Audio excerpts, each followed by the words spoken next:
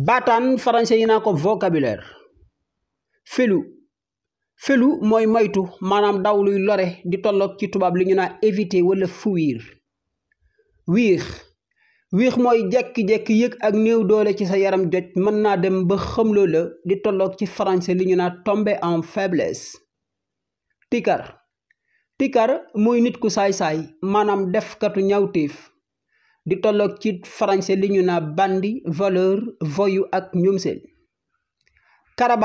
karabaane mooy dafi pexe yu jubadi ci pet jëmale ko ci nit français naa ko comploter.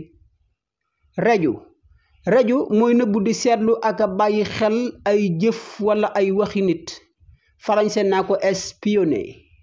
mille mooy rëdd wa asamaan si ak suuf si niru ne fu ñu daje tubaab naa ko horizon. loq nag lu bari aw tekkin la niki baat wala wax ju bari maana tubaab naa ko équivoque.